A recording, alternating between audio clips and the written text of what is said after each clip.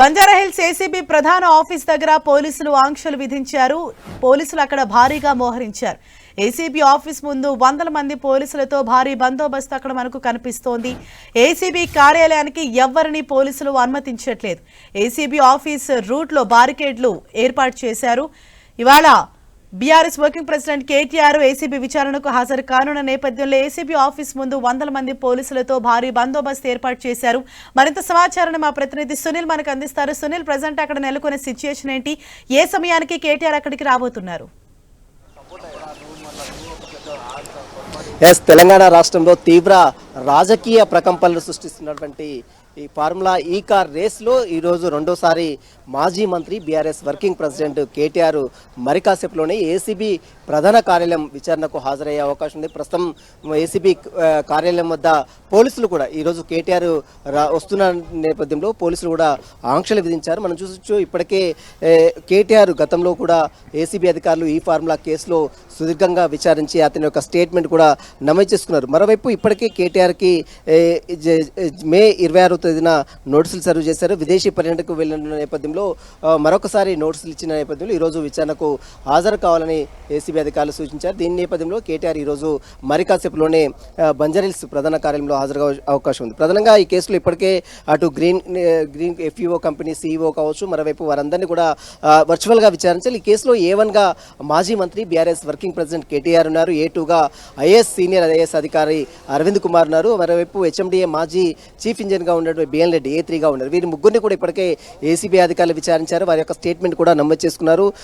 మరోవైపు కేటీఆర్ని కూడా గతంలో 6.5 గంటల పాటు ఏసీబీ అధికారులు విచారించి అతని యొక్క స్టేట్మెంట్ కూడా నమోదు చేసుకున్నారు.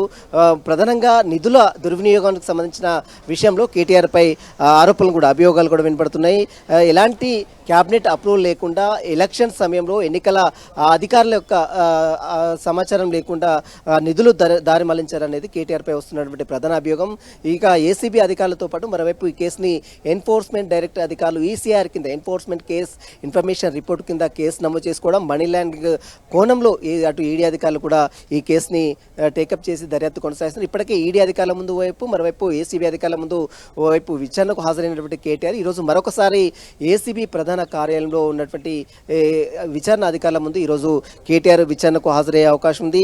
మొత్తం మీద జనవరి 10వ తేదీన అటు బిఎన్ రెడ్డి స్టేట్మెంట్ నమోదు చేసుకున్నారు. మరోవైపు జనవరి 8వ తేదీన ప్రిన్సిపల్ సెక్రటరీ అరవింద్ గతంలో ఈ కేసులో ఐఏఎస్ అధికారిగా ఉన్నటువంటి అరవింద్ కుమార్ స్టేట్మెంట్ నమోదు చేసుకున్నారు.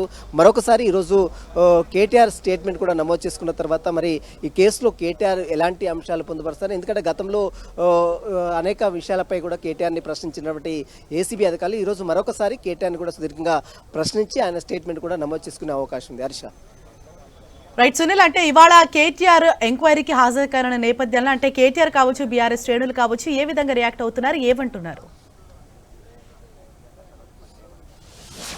కొద్దిసేపు క్రితమే నందీనగర్ తన తండ్రి కేసీఆర్ని కలవడానికి అటు కేటీఆర్ వెళ్ళాడు. ఆయన ఆశీర్వాదం తీసుకున్నాడు.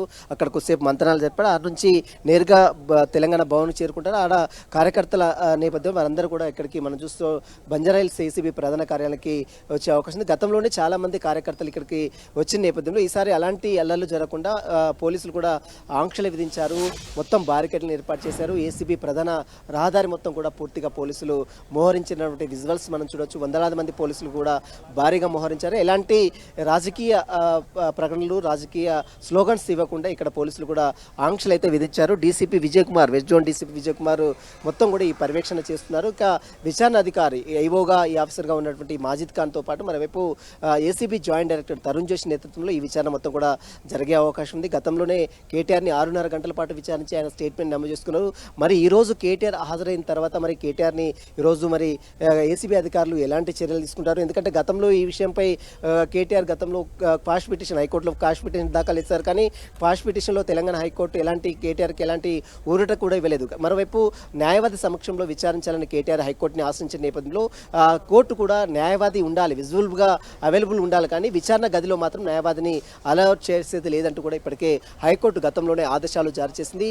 ఈరోజు న్యాయవాది వెళ్తారు, కానీ న్యాయవాది మాత్రము విచారణ గదిలో ఉండడు. అతను విజువల్గా అంటే అతను చూసే విధంగా ఒక రూమ్లో పక్క రూమ్లో ఉంచుతూ ఉంటారు. ఈ రోజు మరి కాసేపులోనే కేటీఆర్ నందీనగర్ నుంచి తెలంగాణ భవన్ చేరుకుని తెలంగాణ భవన్ నుంచి ఏసీబీ ప్రధాన కార్యాలయానికి ఇక్కడికి వచ్చే అవకాశం ఉంది.